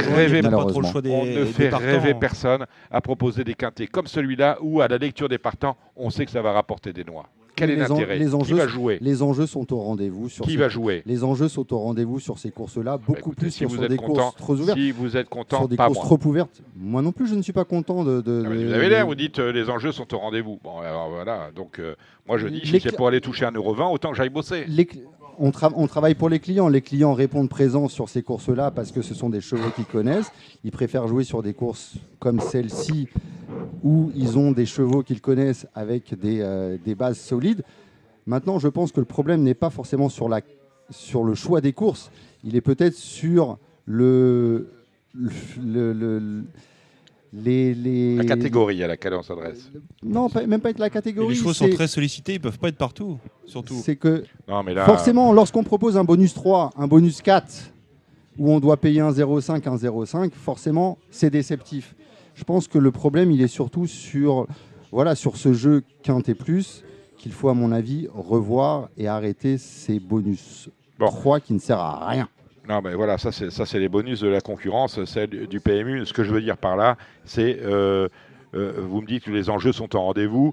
Quel est l'idiot qui va aller jouer le quintet dans l'espoir, alors qu'il sait, s'il a 5 chevaux, que de les classer dans le bon ordre, il a 120 combinaisons possibles. Quel est l'idiot qui va l'investir dans un quintet à Bordeaux-le-Bouscat, sachant qu'il y a 5, et éventuellement en cherchant un petit bête, 6 fois joué? Personne. Et pourtant, c'est ce qu'on nous a servi lundi dernier. C'est absolument honteux, irresponsable. Il ne faut pas venir se plaindre après si les gens vont voir ailleurs comment ça se passe et si on peut gagner plus. Parce que quand on joue aux courses, c'est pour gagner, mais gagner un peu d'argent. On ne fait pas l'aumône. Je l'ai déjà dit ici, on ne fait pas l'aumône. Kevin Baudon, la première. Alors la première, un choix qui évidemment ralliera tous les suffrages, c'est Elixir de Marzy qui aligne les succès depuis qu'il est chez Mathieu Mottier, un choix qui a qui a sans doute encore de la marge. Le lot n'est pas extraordinaire. Moi, j'aime bien l'As Foxtrot de Bullière qui va monter en condition sur sa course de Nantes. Et Fleur de Poléa avec Benjamin Rochard, on en parlait tout à l'heure, qui a une très belle réussite. Jument régulière dans ce lot, elle a sûrement les moyens de bien faire. D'ailleurs, à ce sujet-là, si tu veux gagner de la thune ce week-end, dans tout le meeting, tu joues Benjamin Rochard. Hein. Tu cherches pas à comprendre, tu vas avoir à chaque fois des surcotes. Le travail va être bien fait, au monté, à l'attelé. C'est la révélation de 2022. Ça va être du propre. Voilà, il faut suivre Benjamin qu'on salue et qu'on accueillera prochainement dans Radio Balance. Kevin vous a demandé la première. Oui, Elixir de Marzy, effectivement, le numéro 5. Juste pour une petite pression, parce qu'on ne l'a pas revu depuis le mois de septembre en piste. Il s'est rendu sur l'hippodrome de Vincennes pour s'exercer récemment. Donc voilà, on a dû bien préparer cette course-là pour Mathieu Moitié. Et juste pour ajouter un petit cheval dans cette course-là, je me méfie du numéro 10, Fiston d'Awagne, qui vient de changer d'entraînement et qui est arrivé à Grosbois, très certainement, chez Franck Ouvry. C'est un cheval de qualité à l'attelé, qui n'a jamais trop bien fait au monté, mais je me dis que ça peut être un vrai coup de poker à tenter. C'est peut-être le bon coup. Aucune certitude, mais ça peut être un pari amusant à grosse cote. C'est la première fois qu'il court totalement déféré, monté. La deuxième des J avec Kevin Baudon. Ouais, une course assez intéressante, pas si facile que ça. Joconde Sibet a sûrement été préparé pour cette course, elle sera plaquée, l'engagement est excellent. Jalna Touchivon, l'autre jour, elle est tombée justement sur une pensionnaire de Jean-Michel Baudouin, un joli poupée qui portait la casaque de François Nicole. Donc 11 et 5, et j'aime bien le numéro 7, Joli Covadarian avec Eric Raffin. L'autre jour, c'est pas mal aussi, c'est une pouliche qui est assez dure. Kevin. Je rejoins sur Joconde Sibel numéro 11. J'aime bien Jolie Stargiel, le numéro 9, qui m'avait séduit en début de carrière, qui tarde un petit peu à refaire parler d'elle, même si la dernière fois c'était déjà un petit peu mieux. Je pense qu'elle va plus tarder à refaire parler d'elle, là, cette nouvelle pensionnaire de Mathieu Abrivard. Et pour une cote assez intéressante, la dernière fois, Joya Fit, le numéro 3, s'est très bien comportée à Chartres. Elle sera de nouveau plaquée des 4 pieds. Jean-Charles Piton n'a pas caché une certaine confiance pour ses prochaines courses. Elle arrive là, cette prochaine course. Donc, pour une cote assez amusante, j'aime bien le 3. Dans la troisième, on a, c'est le Cénéry Forcinal. On a encore une fois une jument qui enfile les victoires comme autant de perles. C'est Intuition. Et on note qu'Idens Deriou sera monté cette fois par Benjamin Rochard au lieu de Florent Desmigneux. Je vous ai peut-être donné le jumelé, je vous ai mâché le travail, messieurs. Kevin Baudon. Oui, on reprend les mêmes, on recommence dans cette génération. Intuition, le 5, Idéal Duchesne, le 6, Indigo Duporé qui sera là avec Eric Raffin. Et puis l'attraction, c'est Colmise de Brise. Qui va débuter sous la selle. Cheval qui est 6e l'autre jour, mais qui court bien. Il y a eu 2-3 coups de malchance auparavant à l'attelé. C'est l'attraction, à voir s'il va s'adapter dans cette spécialité. Il faudra suivre les canters avec le plus vif intérêt. Fils de Trixton, Kevin Robin. 5-4, effectivement, j'aime bien ce jumelé, Intuition, Inès Deriou. Et bon, après, je me méfie de Incher, le numéro 1. La dernière fois, c'était pas terrible. Je m'attendais vraiment à beaucoup mieux, mais là, on l'allège sérieusement dans sa ferrure. On le pense capable de bien faire au très haut niveau, ce Incher. Donc, il va falloir qu'il montre quelque chose face à ces chevaux-là. Et je le compléterai peut-être pour un Super 4. Je tenterai le coup avec Incher. Voilà, ça aurait fait un beau Z5 aussi en semaine, mieux que celui de Bordeaux lundi dernier. C'est le prix TW Hipcover Assurance Hippique, 16 au départ, avec Jean-Michel Bazir qui va driver pour Pedro Coignard qu'on salue. Ouais, elle est pas facile celle-là. Ah non, franchement. Ouh là là là là là là. Et ça promet. Et en même temps, vous serez content, Dominique, ça promet des beaux rapports, sûrement. Ben oui, mais on n'a pas mis de Z5, vous voyez. On en préfère les courses à 12, où c'est un peu plus facile. Et où si le favori est battu, tu dis que c'est de la triche. Tu vois, c'est ça le problème. Qui dit ça? Qui dit ça? Allez dans les PMU voir un peu ce que disent les gens. Voilà, quand le Mich à 9 pour 10, il n'est pas à l'arrivée. On dit, ah oui, c'est de la triche. En tout cas, même s'il y a des chevaux en vue qui font l'arrivée, il y aura des beaux rapports, c'est une certitude. On retrouve Furious Win, le numéro 3, et Fuego du Mortier, le 14, qui viennent de terminer quasiment ensemble. Il y en a un qui partira en première ligne, gros avantage. C'est pour ça que je l'ai mis devant, mais sans grosse préférence. J'aime bien le 13, Zante Laser, qui a des très bonnes références et qui a des très bons chronos. Et Tournel du Mourier, qui l'autre jour est parti de loin, et il a été rattrapé tout à la fin. avec un parcours favorable, il a le 11. Il peut faire l'arrivée, mais c'est vraiment compliqué. Kevin, rajoutez-en là-dessus. Ouais, j'ai pas de vraie certitude dans cette course-là. J'aime bien Far West du Rib, notamment quand il est un peu allégé dans sa fièvre. Alors là, il sera pas déféré des postérieurs comme la dernière fois, mais il sera plaqué aux antérieurs. Après, il a le 9. Bon, voilà, c'est un peu le gros bémol dans sa candidature, mais c'est peut-être le cheval que j'aime bien dans cette épreuve, mais sans grande conviction. Forbach, le 5, non, il n'a pas de chance déférer des 4 cette fois-ci. Si. Il est sur son parcours. Si, c'est un bon cheval. Oui. Ouais, c'est son parcours. Oui, ça c'est très bien, Forbach. Il a eu des périodes un peu compliquées, mais s'il est bien, toutes les conditions sont réunies. Le numéro est correct et c'est sa distance. Le Goup, on n'a pas d'infos sur le Goup, le 4 Il débarque. C'est pas, les lignes sont correctes en Suède, mais il fait sa rentrée. On fait appel à Johan Le Bourgeois. On met Johan Le Bourgeois. Au moins, on annonce la couleur. Parce que à regarder au compteur. Avec Johan, au moins, on sait que ça va rouler. Ça va même rouler fort. Faut voir. Mais c'est une course à faire à trouver des bases et à mettre un champ derrière, et il ne faut pas hésiter à le mettre. C'est parce que souvent, c'est X qui gagne dans cette course-là. Allez, on passe tout de suite à la 6e. C'est le Boissy-Saint-Léger, avec encore une course très intéressante, avec des chevaux de grande qualité, des 4 et des 5 ans, et avec un Jean-Michel Bazir qui se retrouve au sulky du numéro 4 Uwaga, le meilleur numéro possible sur le 2100 mètres autostart. Ouais, elle est superbe cette course. Enfin, non, c'est vrai. D'ailleurs, comme ils sont que 14, ils ont mis un Z5. Je la trouve très belle. Il y a Bilo Jepson, le numéro 5, mais surtout mon coup de cœur, moi, c'est Orsi Dream. Le 8 Ouais, penseur de Pierre Belloche, qui s'est hissé au plus haut niveau de la hiérarchie des 5 ans. Il a quasiment fait jeu égal avec eux. Alors c'est sûr qu'il a un mauvais numéro, il a le 8. Mais j'y crois beaucoup, oui, Pierre Belloche. Ouais, c'est ça, il y a Raffin. C'est rare. Il vaut mieux avoir Raffin et le 8 qu'un pneu crevé et Pépère et le 2 ou le 3. Pierre Belloche n'a jamais fait vraiment d'erreur à son sulky non plus. Voilà. On va pas tirer sur lui, c'est son entraîneur, il le connaît mieux que nous. Il choisit de laisser sa place. Pierre, il vient régulièrement à Radio Balance. Évidemment. Nous écoute d'ailleurs, on le salue. Eric va pas lui faire gagner 50 mètres non plus. Mais quoi qu'il arrive, vous pouvez changer le driver, je le mettrai en tête quand même. Ah, donc c'est plus le cheval que le driver pour vous. Kévin Romain. C'est des courses de chevaux, hein. C'est vrai. les 3 chevaux que vous avez cités, je les aime bien. Bilo Jepson, Orsi Dream.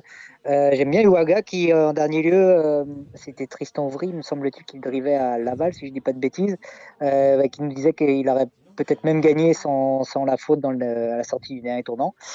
Donc on va évidemment la reprendre parce que cette fois-ci c'est JMB qui est au sulky. Et puis on se méfiera de Andy Bourbon. On a entendu Gabi qui nous a dit c'est sa course. Andy Bourbon sur ce parcours-là, c'est aussi un très bon élément. Et je rajoute une connerie, j'ai oublié d'en parler pour les jeux de combinaison. Baco Del Ronco, qui n'a pas les gains en rapport avec sa qualité. Franck Nivard et puis I Love Me, le numéro 2. C'est Baco Del Ronco, pas Baco Del Rocco. Vous le savez. Ronco. Ronco, c'est vous. Bon. Rocco, c'est moi, chacun le sait. On nous a pas mis de Z5 dans la 7e. Et pourquoi ça ? Ils sont 16. Gaspard, cas d'engagement, mais on reste ferré. Allez, on va commencer avec vous, Kevin Romain. J'aime bien les numéros 13, 14, 15, Giboulet de Mars, Aura SL, Cyrano de Bay. Malgré les numéros en seconde ligne, je les aime beaucoup et je pense qu'ils devraient participer activement à l'arrivée. J'ai pas vraiment de préférence. J'ai beaucoup aimé la fin de course de Giboulet de Mars. Cyrano de Bay, il répond toujours présent et Aura SL, l'autre jour, elle a remis les pendules à l'heure. JMB sera encore à son sulky. Donc voilà, c'est un trio qui me semble, pas dire assez logique parce que c'est un 2100 et qu'ils ont des numéros en seconde ligne, mais je les aime bien ces trois-là en tout cas. Kevin Godon. J'ai les mêmes et je rajoute Follet Buissonnet, le 3 qui est en pleine évolution et le 4 Flaya Kaluma. Des 3 ans. Deux bons numéros. Et ben voilà, le 4, Flaya Kaluma. Le 3 et 4. Oui, la 8e, belle course internationale, groupe 3, groupe 2 même, avec des 3 ans. Deus Zach, paraît-il, le Raffin Drivé Garato, ça vous parle ça, Kevin? Oui, c'est un match retour avec Just Gigolo. Elle est pas facile cette course, elle est encore très belle. Just Gigolo qui va tenter de reprendre son leadership, il s'est fait prendre sur une pointe, il retrouve son parcours, mais Deus Zach 2007, il sera pas ridicule. On revoit J'aime le foot, le numéro 12. Après ses brillants succès sous la selle, il retrouve l'attelage, on peut pas l'écarter. Juninho Dry, je crois qu'il est souvent sous-estimé, mais qui finalement répond toujours présent, ce petit cheval entraîné par Sébastien Garato. Et le numéro 13, et j'aime beaucoup le 8, Jack Tonic. Jack Tonic. Kevin Romain. J'ai pas grand chose à rajouter. Il a tout dit, il est fort, ce Kevin Baudon. Mais oui, mais il y en a d'autres encore, Jaguar Griffe qui pourrait faire l'arrivée. J'adore Jaguar Griffe. Oui, on peut citer aussi Jacques Després qui la dernière fois a effectué une bonne rentrée, il me semble. Que Maxime Bézier aime beaucoup. Donc, oui, il y a d'autres chevaux à citer, mais avant le coup, c'est vrai que ceux que tu as cités, Kevin, je crois qu'ils devraient se partager les premières places. Et bien voilà qui est dit. L'ultime, la 9e, Kevin Romain, on commence avec vous. J'ai vraiment pas grand chose à mettre si on n'a rien, on dit rien. J'avais bien aimé Isia Duchesne, le numéro 4, il y a quelques temps, mais je suis pas sûr qu'elle soit vraiment de niveau parisien, on va dire. Je pourrais tenter le coup, mais c'est vraiment très petit, pas une grosse confiance avec elle. Je rajoute un peu de confiance. Moi, j'aime beaucoup Isia Duchesne. C'était très bien croisé. Et le numéro 7, Imagine Girl, qui sera cette fois déféré des 4 pieds. Les chevaux d'Hydro sont plutôt en forme en début de meeting. Là, ça peut sentir bon. Il y a une deuxième réunion dans cette journée de dimanche. On va à Saint-Galmier. Vous avez pointé des chevaux les uns les autres. Tu as regardé Kevin ou pas? Moi non, j'ai regardé lundi, mais j'ai pas. Alors attendez. J'ai regardé lundi, j'ai regardé samedi Beaumont-Laval, j'ai regardé lundi Vincennes, mais j'ai pas regardé. Alors attendez. Alors puisque je vous tiens, on va aller voir Beaumont samedi justement. Les uns les autres. T'as regardé Kevin Baudon ou pas?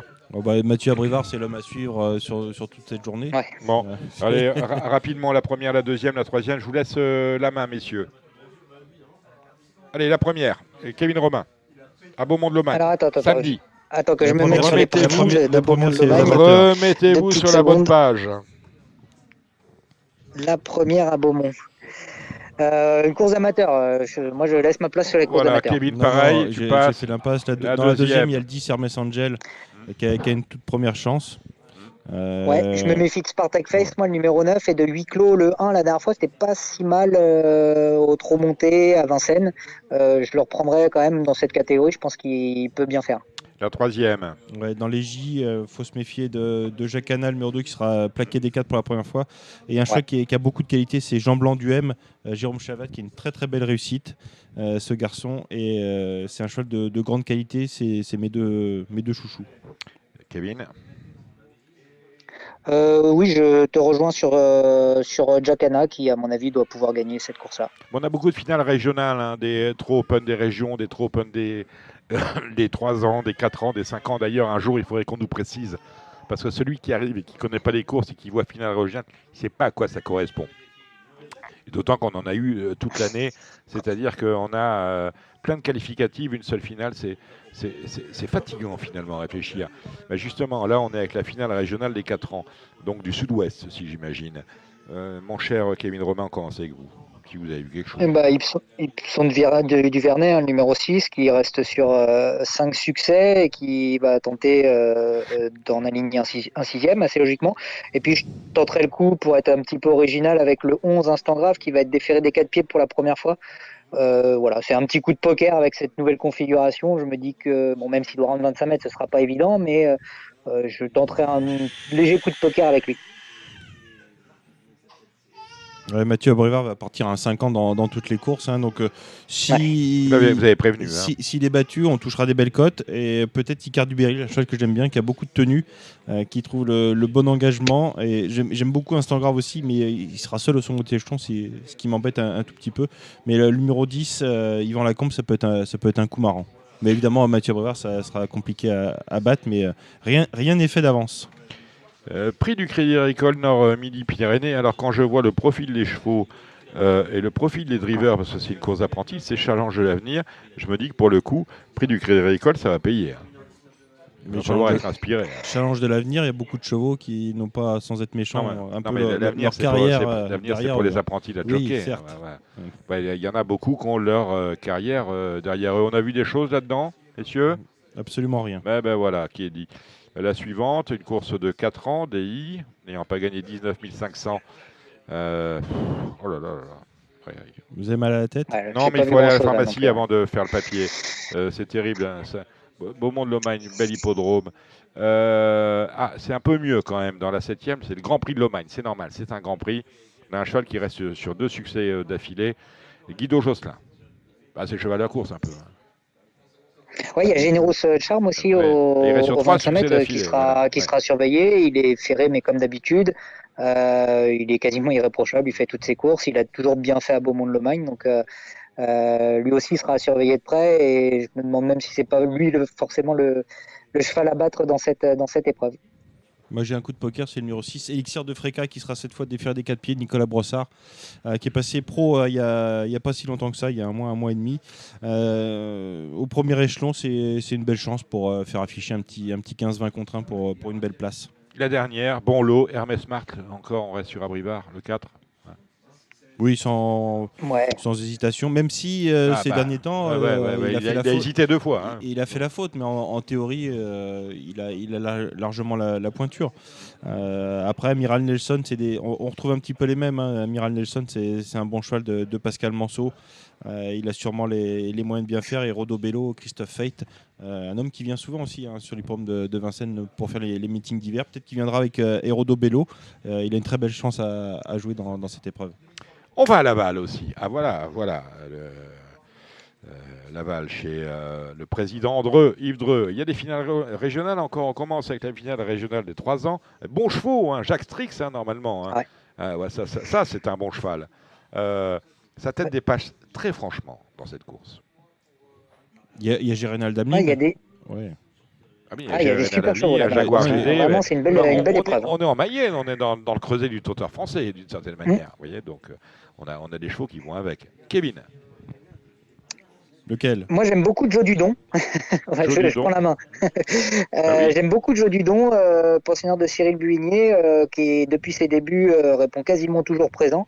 Son partenaire Tom Boves s'entend très bien avec lui. La dernière fois, c'était encore une fois très correct, même s'il était battu par Gianfranco et Gérénal Damlin dans cette course-là.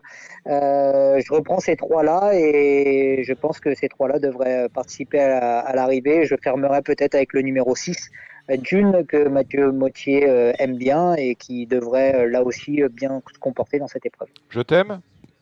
C'est gentil. Non mais je t'aime, c'est le cheval, le numéro 8. C'est gentil, mais vous me connaissez trop. J'ai exactement les mêmes que Kevin et moi je regarderai tout particulièrement le 2G Duisan, un cheval que j'adore. Ouais. C'est un de mes coups de cœur du meeting. Alors Charles Dreux qui reste au sulky, c'est pas un manchot, Charles, mais il aurait pu faire appel à Eric qui connaît parfaitement le cheval et qui drive. Il a choisi de rester au sulky. Il aime bien Charles de temps en temps. Est-ce qu'il a d'autres ambitions sur l'hiver ? Mais pour une 3e, 4e place, je ne l'interdis pas parce qu'il a beaucoup de talent. Alors vous voyez, j'étais médisant. On a une course à 18, on a fait un Z5. Vous voyez. C'est magnifique. Ouais. Ça doit être la seule course du mois où on va avoir un jeu de combinaison à 5 avec 18 partants. C'est quand même terrible. Et là où c'est très drôle, c'est Champagne Jean Launois. .fr, c'est le nom de la course. Voilà. Salut. Vous connaissez cette marque Oui. Vous connaissez tout. Un peu trop de cobalt. Voilà, mais, il y a des bulles. Il y a des bulles. Allez, Kevin Romain, on y va avec vous. Pour moi, le 4, Galit Célinière en tête, c'est un petit peu sa course. Son entourage n'a pas caché que il fallait la retenir très haut et qu'ils en attendaient tout simplement un très bon comportement. Donc on tente le coup avec cette Galit Célinière qui est capable de belles choses quand elle est bien décidée. Elle est dans une bonne configuration course. Elle est arrivée à Grosbois depuis maintenant quelques jours. Donc on peut tenter le coup avec ce numéro 4, Galit Célinière. Ouais, moi, mes 2 bases, ce sera les 2 de chaque échelon. Le 9, Graphiste Dream, avec David Thomas, choc à court en apprenti la dernière fois sur cette hippodrome de Laval, sur plus court, qui n'a pas eu un bon parcours. Là, l'engagement est excellent et j'aime beaucoup Epson d'Ariane qui sera plaqué des intérieurs.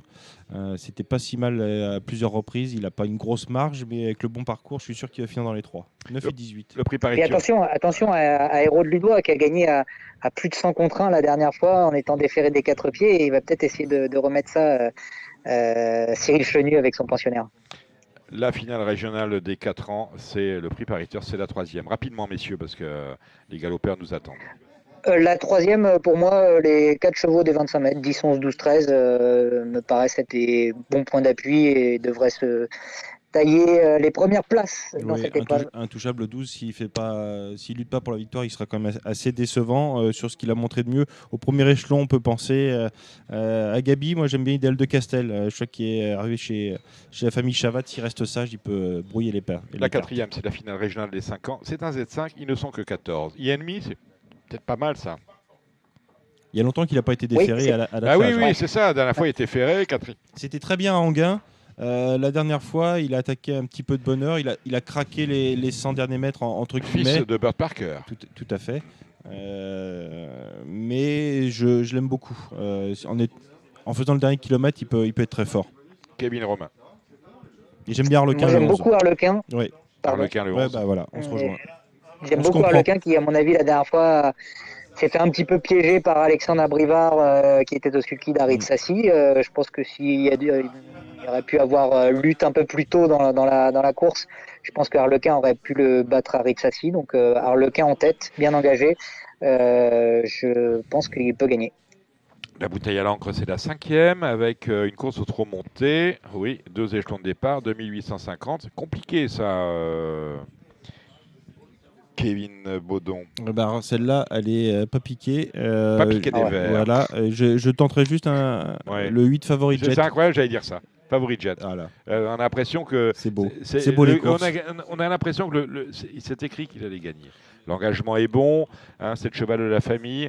On a dû préparer ça aux petits oignons parce qu'on est vraiment tip-top juste à la limite du recul. C'est magnifique. Et Jean-Paul André qui est revenu aux affaires et qui, avec la famille, le fiston réussit très bien. Voilà, le fiston, hein, c'est le petit André, prénommé Antonin. Kevin. Je laisse ma place pour cette épreuve. Je laisse la main. Il laisse la main avec une course de I, c'est la 4e, tous au même échelon. La foire d'Empoigne, 16 au départ. Quelques petits chevaux là-dedans. Bon, le numéro 2, Inky Perrine, la dernière fois, a bien gagné. Je ne vois pas pourquoi elle ne répéterait pas dans cette épreuve. Ça semble être un bon point d'appui. Après, il peut tout arriver. Petite note sur le numéro 11, Icône Brickell, mais pour essayer de faire afficher une cote, mais elle est très très compliquée. Il y a Ina Dupont qu'on retrouve qui court à 4 jours, qui avait un mauvais numéro l'autre jour sur 2100, label 16 à Autostart. Son entourage remet le couvert, mais sans certitude. Allez, la 7e, des apprentis et la jockey, avec peut-être Gamélia du Lopin, le numéro 10. Peut-être. Ouais, j'aime bien Gotida, le numéro 8. Gotida, le numéro 8. Et puis Gamélia du Lupin, le 10. Kevin. Oui, et puis j'aime bien aussi Gatsem, le numéro 6, qui parfois est capable de belles choses. Et là, en ce moment, il a l'air d'être bien décidé. Pour une place un petit peu spéculative, ça peut être marrant. C'est assez simple, hein, l'énigme, a priori, même s'ils sont beaucoup dans la dernière à la balle. Ouais, c'est des amateurs. Enfin, oui. C'est un peu comme nous, hein. Oui, on reste des amateurs, mais elle m'a pas passionné celle-là. Bon, pareil. Bon, lundi, on a un Z5 sur l'hippodrome de Vincennes, c'est le prix de Montignac-Charente, des vieux chevaux. On nous a fait un quintet à 13, ça commence bien. Mais bon, quand même, 13, mais c'est ouvert, il n'y a pas un pénalty. Hein. Kevin Romain, je sais que vous avez regardé cette course. Oui, moi j'aime beaucoup Faradeco. S'il y a du rythme dans la course et qu'elle est à portée de fusil, je pense qu'elle est capable de mettre tout le monde d'accord. Et ça peut être une belle course pour elle.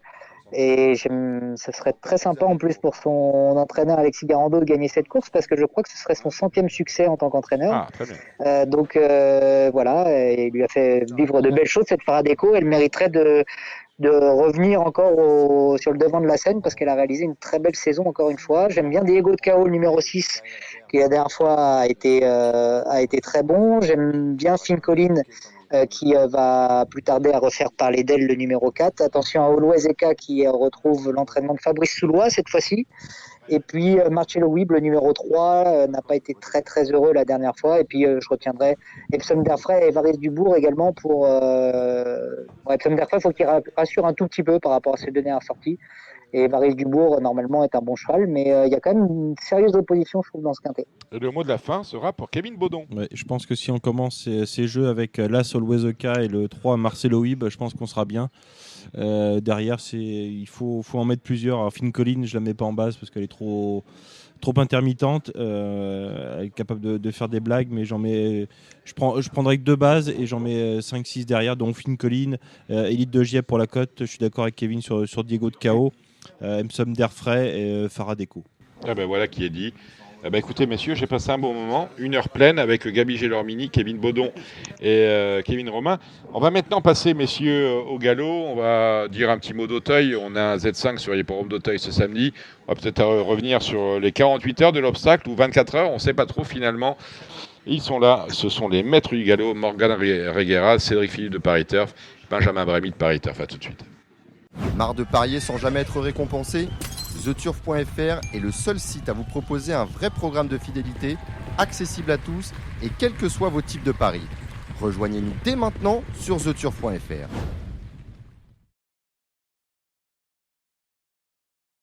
Allez, on va débriefer Auteuil et on va parler d'Auteuil.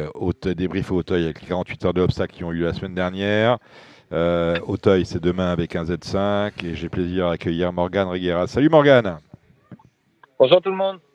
Et Philippe, Cédric Philippe est avec nous, Cédric Philippe de Paris Turf. Bonsoir Morgane. Voilà. Bonsoir, ça. Mon pote. On t'entend loin, hein? Non, c'est mon retour qui est... Non, il est là. Bon, messieurs, qu'allez-vous retenir des 48 heures de l'obstacle qui ont eu lieu samedi dernier sur l'hippodrome d'Auteuil, avec tout d'abord la victoire de Telem. C'était pas votre cheval, hein, Telem, dans le Grand Prix d'automne, le rebaptisé Prix Serge Landon. On va commencer avec toi, Morgane. Voilà, un grand champion qui, avec le temps, fait voir que c'est lui le meilleur. C'était un beau combat à 3. La jument a craqué et entré une droite, et puis les 2 autres se sont un peu expliqués, mais je pense que Telem était vraiment au-dessus des 2 autres. L'autonomie dont on a appris qu'elle partait à la retraite. Cédric.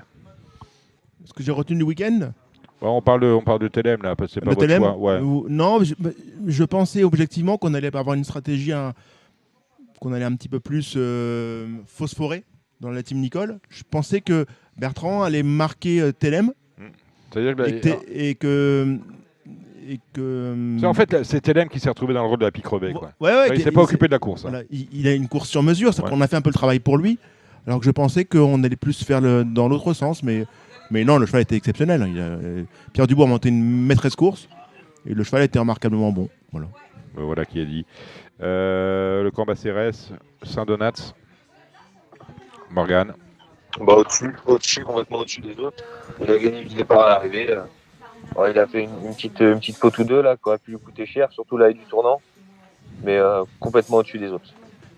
Rien à dire là-dessus. Non, rien à dire. Il a vraiment surpassé l'opposition. Le grand cible des 4 ans, c'est le Maurice Gillois avec presque un sans faute pour les Cotins. Une rôle de course, Dominique. Ils ont été à une vitesse folle. Pas beau à voir. Non. Ils ont été à 3000 km/h, c'était une course de débile. Là, franchement, les jockeys m'ont pas fait rêver. Franchement, j'ai fini à 5, un groupe 1. Je sais pas, ils ont confondu vitesse et précipitation. Là. Ils ont pété les compteurs. Et c'est n'importe quoi. C'est n'importe quoi. Et là, Jousselin avec Figueiro, Cédric Philippe. Vous l'attendez celle-là pour Figueiro? Oui, il a été plus sûr dans ses sauts qu'en certaines occasions. Il a vraiment été très bon. Et là-dedans, Grandeur Nature m'a plutôt surpris. Il est vraiment très bon deuxième. J'étais surpris de la fin de course de Grandeur Nature que je ne voyais pas aussi bien courir. Mais Figueiro a été le meilleur, a été le plus dur pour finir. On a vraiment pensé qu'à un moment, Starlet Dumini allait faire un numéro. Elle était au canter dans le tournant.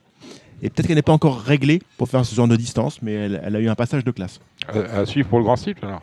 Pour vous? Oui, pour moi, elle a le potentiel. Il y a juste quelques petits réglages en termes de tenue et de maniabilité. Mais elle a vraiment eu un passage.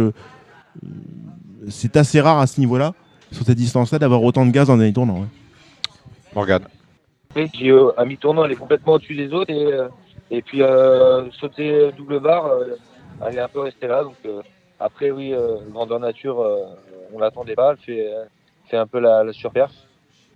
Une question à l'un et à l'autre. Le gagnant, vous allez retenir quoi de ces 48 heures de l'obstacle, Cédric Philippe? Une réussite populaire. J'ai trouvé que c'était un très beau spectacle et vraiment une affluence conséquente. Des gens en famille, des gens qui avaient le sourire, qui prenaient le plaisir à être ensemble, à voir des courses. On est les premiers à pointer du doigt quand ça se passe mal. En l'occurrence, ça s'est très bien passé, je trouve, en termes d'accueil, en termes d'ambiance. On a peut-être gagné à avoir 1 ou 2 food trucks en plus, peut-être en termes de fluidité. Mais c'était vraiment un très joli spectacle. Il y avait beaucoup de monde. J'ai trouvé ça particulièrement bien. Maintenant, il faudrait savoir pourquoi ça s'est bien passé, pour essayer de répéter la chose. Parce qu'on pouvait craindre avec Vincennes et Auteuil en concurrence qu'il n'y ait pas trop de monde. On avait quand même, c'était pas très heureux, pas très judicieux en amont. Et finalement, je trouve qu'il y avait beaucoup de monde, beaucoup de gens qui s'intéressaient à la chose. C'est pas que c'est pas très heureux, pas très judicieux, c'est absolument imbécile. Voilà, moi je voulais revenir sur ce sujet. Bon, le fait qu'il y ait du monde, je pense que la météo a évidemment eu son rôle. Mais n'est-il pas un peu, entre guillemets, ridicule de mettre cette réunion d'Auteuil de ce premier jour du week-end de l'obstacle en réunion 3? Bien sûr, mais c'est ce qu'on a dit la semaine dernière, Benjamin. J'ai trouvé ça absolument aberrant de devoir mettre en avant ce week-end de l'obstacle et de se retrouver avec une réunion 3 à Auteuil. J'ai trouvé ça assez surprenant. C'est soi-disant le plus beau week-end de l'obstacle en France. Et on se retrouve avec une réunion 3 qui démarre à midi. Je trouvais ça assez surprenant. Voilà un petit peu mon coup de gueule sur ce week-end. Non, mais tu as tout à fait, été une grande réussite. On l'a dit. Merci la météo. J'espère que l'an prochain, il en sera de même. Non, mais vous avez tout à fait raison. Tu vas retenir quoi, toi, Morgane, des 48 heures de l'obstacle 2022? Des grands... On t'entend plus. Faut que tu sors du garage. Et on gagné, ça a fait du bien aussi d'avoir beaucoup de courses, Et puis voilà, c'était plaisant à regarder et de voir surtout du monde dans les tribunes, ça fait du bien. C'est vrai que ça change. Parlant de monde dans les tribunes, j'ai reçu encore une fois, on va dire que je dis des bêtises, mais tant pis, communiqué France Gallo, 90 000 spectateurs pour la saison 2022 de l'hippodrome en famille. C'est un succès absolu, on est très contents, c'était fantastique. On s'aperçoit finalement que c'est 90 000 personnes pour 30 journées de course. Ça fait 3 000 par course et encore dans les dimanches en famille. Par réunion, Dominique, pas par course. Non, mais 3 000 par réunion. Et on s'aperçoit finalement qu'on compte également les 11 000 personnes qui étaient à Auteuil pour les 48 heures de l'obstacle. 90 000 moins 11, ça fait 79 000. Si vous divisez ça par 30, on n'est même plus à 3 000 par réunion de course. Autrement dit, il y en a 150 000 sur une journée à Cheltenham. Non, mais vous allez sur n'importe quel hippodrome PMH de province le week-end, vous avez 3 000 personnes. On est à Paris, ce qui est encore la capitale française si je ne m'abuse, et on est fiers d'avoir moins de 3 000 personnes sur l'hippodrome pour des animations qui coûtent bonbon à l'institution. Je n'appelle pas ça... On aurait eu combien sans la météo qui avait été avec nous? On aurait eu pareil, voilà. On aurait eu, la moitié moins. Non, mais je pensais que vous me disiez, si on ne faisait pas l'hippodrome en famille, est-ce qu'on aurait moins de monde sur l'hippodrome? On aurait pareil. Bon, allez, on va arrêter de dire du mal. C'est pas notre marque de fabrique, pas notre genre non plus. Le prix Marc-Anthony, c'est le Z5 de ce samedi sur l'hippodrome d'Auteuil. Et messieurs, je trouve ça extrêmement compliqué, sauf à considérer que My Blue Ridge est clairement sur la bande à la pente ascendante. On salue Thomas Sivadi et son propriétaire. C'est l'entraînement de David Cotin. Il a gagné sa deuxième épreuve en se tordant de rire la dernière fois. Vous exagérez un peu. Non, pour moi, il avait gagné toute la course. Ah oui, c'est parce que vous n'avez pas joué que vous avez vu ça comme ça, non? Non, j'ai joué. Enfin, je l'ai fait jouer. Ah, vous l'avez pas tombé dans le panneau. Je suis pas tombé dans le panneau. Quel pouvoir! Non, mais on était en 8e course pour me dire que j'étais déjà rasé. Il n'y avait plus d'autres moyens que de baronner l'histoire. Sélective, mais j'ai bien vu que vous aviez un pouvoir quand même. Non, j'ai fait jouer. On a touché que 10 comme ça. Ah, oui. Non, c'est pas votre favori? Si, c'est une chance, oui. Enfin, je vois un progrès. Tout à fait, vous avez raison. Vous avez bien résumé la chose. J'y oppose évidemment le 3 Saint-Langy qui offre beaucoup de garanties. Et le 7 Singapour Trip qui a été bon dernièrement et qui doit pouvoir répéter. C'est plus expérimenté, un Singapour Trip à ce niveau-là. Donc on est d'accord. Morgane? Moi, j'aime bien Saint-Langy. J'avais gagné avec en début temps. Donc, mais oui, c'est vrai que le cheval de David Cotin, le 11, là, il serait bien. Après, il y a le Chaillet aussi qui est pas mal, le numéro 9. Oui, Toscana Donc, du Berlay. C'est un lot un peu homogène comme ça, mais je pense que les bassoïdes, c'est le Cotin et le cheval de Brigitte Scandale. On va être sur 4-6, 4-7, 4-8, un homme interne. Ah, vous voilà avec le pénétromètre, c'est votre truc, hein. Je regarde le site de France Gallo, donc ils m'ont mis 4-6. Naturellement, j'ai rajouté 2 ou 3, vous voyez. Bon. Je pense que... On vous entend mal, c'est dommage. Enfin, mal, c'est relatif. Vous êtes poli, Dominique. On entend un mot sur 10. Oui. J'ai dit, je pense que le terrain va aider le cheval de Brigitte Scandale. Oui, tout à fait. Numéro 3, Saint-Langy. Andavi aussi sera peut-être aidé par ce terrain-là, non ? Qui ça ? Andavi.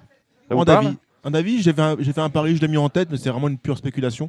Que j'aime bien cette casaque-là, qui rappelle les souvenirs Mandarino, ce genre de choses comme ça. Exactement, c'est la casaque de notre ami Didier Ricard. Andavi, dernière minute, de RTL. Allez, on égrène cette réunion, où bien évidemment, comme à Auteuil désormais, on n'a plus beaucoup de partants. Le Barcelonnette a réclamé pour des 4 ans. Qui va gagner, Cédric ? Je vais laisser Morgane la main. Morgane, qui va gagner, le Barcelonnette ? Bon, je pense là, voilà, c'est... Pain Prince, idem. Voilà, ou le cheval de... Ou Omari, à la rigueur. Omari, pareil, une jument avec laquelle j'avais gagné. Le terrain va pas la déranger, au contraire, ça va l'aider. Elle a 14 ans, c'est ça ? Elle a gagné avec toi, non, quel âge ? Non, elle a 4 ans, je crois. Non, je rigole, je parle de vieux jockey, c'est pour ça. Je sais. Le prix de Biarritz, on va voyager un peu, la deuxième. Prix de Biarritz, moi j'aime bien le 2. J'imagine. Mais dis donc, Luigi Masselli est favori de toutes les courses. Voilà, quel homme. Il a un partant dans le Z5, il a un partant dans les 2 premiers, on peut tenter un report. Et le 3, Jolie Poupée. Jolie Poupée avec un Y. Hein. Voilà. Oui. Jolie, pas Poupée. Hein. Oui. Sinon ça ferait Jolie Poupie. Bravo Dominique. Oui. Les Anglo-Arabes, c'est une course qui me plaît. Celle-là, je vais la jouer. Tu l'interromps, Morgane. T'hésites pas à l'interrompre parce que quand il est parti, il est parti. Je vais la jouer parce que... le 3, le cheval d'Armoucha et Chaillet. Je vois un jumelé Chaillet parce que le 7, l'autre jour, c'était une découverte d'Auteuil. Je pense qu'on va pouvoir avoir des progrès. Donc j'ai mis un 3 et 7. Et je oppose de 6 Eleos de la Bruni qui a déjà bien fait le parcours par le passé. 3, 7, 6. Bon, le Beaugency, des 3 ans. Ouais. Oh là là. Du pic et du carreau. Morgane, t'as un bruit, t'as une idée ? Moi j'aime bien le cheval d'Isabelle Gallorini, le Gage. Authority 7. Avec la mère. T'as gagné avec la grand-mère, c'est ça que tu viens de te dire, non ? Avec la mère. La mère. Fils de Oklahoma 7, bien sûr. Dominique, vous ne pointez pas du doigt, vous me faites peur. Qui en a appris faut le dire quand même, parce bien sûr, on pense à Pascaline de la Genette. Oui. On pense aussi à Michel Papois, on n'a pas parlé. J'ai appris son décès il y a une dizaine de jours. Oui, monsieur. C'est comme ça. Beaucoup de souvenirs communs et une vraie émotion. La 5e course que tu as. Oh là là, Forêt, le numéro 4 sera un grand favori. Qu'est-ce qu'on y oppose ? Morgane. C'est le grand favori de la course. Après, derrière, je pense que moi j'aime bien le cheval Las, le cheval de Gabi. Hélène Dalen. Après, c'est pas une course facile, à part le 4 qui, pour moi, est un peu au-dessus des autres. Ou le cheval de Yannick Foin, là, le 5, Hipster Paradise.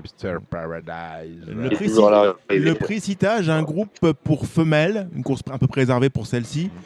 Est-ce que tu as une idée hors Astar Adam le 2 et Colina Ask, le 5, qui seront les 2 favorites ? J'espère que Let Me Love va faire voir de belles choses, parce qu'on avait vu les plus belles choses de sa part. Après, il y a Ma Beauté. Mais le problème de Let Me Love, c'est une jument de bon terrain à la base. Comment ? Let Me Love, c'est plutôt une jument de bon terrain, non ? Ouais, mais bon, en classe pure, elle est un petit peu au-dessus de ces chevaux-là aussi. Donc, c'est la seule qui a battu le gagnant du Grand Cycle de cette année, l'année dernière. Donc, normalement, terrain, pas terrain, devrait être un petit peu au-dessus de ces chevaux-là. Là, c'est que femelle, elle court avec ses gosses. La 8e, Simon Planck va débuter publiquement la discipline de l'obstacle avec l'As imbattable du seuil. Qu'est-ce qu'on y oppose ? J'aime bien le numéro 4. Le cheval de Daniel Amédée, monté par James Reveley, qui est en grande forme en ce moment. Voilà. Merveilleux. Dominique, qu'est-ce qu'on fait maintenant ? Morgane, tu as autre chose, d'autres courses Non, voilà. Non, il n'y a pas du Angers, des choses comme ça, non ? Après, sinon, c'est l'après-d'air, Grand Prix des Tours d'eau. Ah oui, c'est vrai. C'est quoi ça ? Ah, mais Dominique ne connaît pas ça. Non. On va lui faire celle-là. Non, mais écoute, on va laisser Morgane et on va rester avec vous pour le plat. Morgane, Merci beaucoup. Pour vous, tout est nickel, ça suit son cours? Je sors chez le chirurgien, je suis allé voir ce matin, donc voilà, il m'a remis un mois et je vois un autre chirurgien dans 3 semaines. Donc, il y a réopération pour vous envisagée? Justement, non, je vais voir un deuxième avis pour voir si on réopère ou pas, donc j'espère que non, mais on verra ça. Si on repère pas, on vous retrouve à la rentrée d'Auteuil en mars prochain. Hein. Ouais, j'espère bien. Parce que j'ai l'impression que ça vous titille, ça vous brûle. Merci Morgane Regueras. On gratte du pied. Merci beaucoup. Merci Morgane. À très vite, ciao. Et puis je vous l'avais promis, on a Kevin Nicole aussi qui arrive. Kevin Nicole de The Turf. Salut Kevin. Salut Dominique, salut à tous. Alors c'est sur la recommandation de notre ami Benjamin Lyon ici présent que vous êtes là. Vous êtes un spécialiste du galop. Vous officiez sur le site de The Turf où vous êtes pronostiqueur. Et avec vous et Cédric Philippe de Paris Turf, on va égrener les réunions de plats de ce week-end. On est assez pauvre en plats, hein, Cédric. Hein. Non, vous trouvez? On est bien. Vous avez, on va quand même l'avouer, vous avez un grand appétit. J'ai un grand appétit. Moi, je suis content parce que vous savez qu'il y a le prix des pervenches à Lyon-la-Soie. Et qu'est-ce qu'il y a dans le prix des pervenches? Il y a une jument de qualité. Maubeuge. Ah, voilà. De petite qualité. J'ai pas précisé. Hein. Voilà, de jument de qualité, mais on n'a pas dit de quelle qualité elle était. De très petite qualité. Allez, on va attaquer cette réunion sur le sable. Avec 12 partants dans la première. On va commencer avec vous, Kevin Nicole. Ok, alors de mon côté, j'ai choisi Diana, le 108. Elle cherche sa course. Elle a fait un bel effort final à Vivo. Je pense que ça devrait commencer à pas être mal. Elle cherche sa course et elle mérite vraiment de la trouver. En opposition, j'ai mis le 105 sans Nicolas. Il vient de faire une rentrée. Il retrouve une piste qu'il apprécie beaucoup. Il a une valeur quand même qui commence à devenir assez sympathique.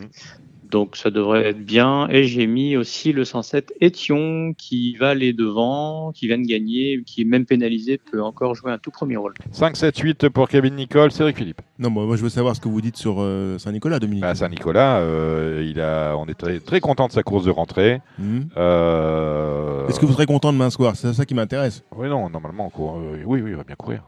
Il va beaucoup mieux courir. On peut le prendre en base pour les jeux de combinaison. On peut le prendre en base pour les jeux de combinaison. Voilà. Oui, dans le lot, il n'y a rien. Merci Dominique. Il n'y a pas grand-chose.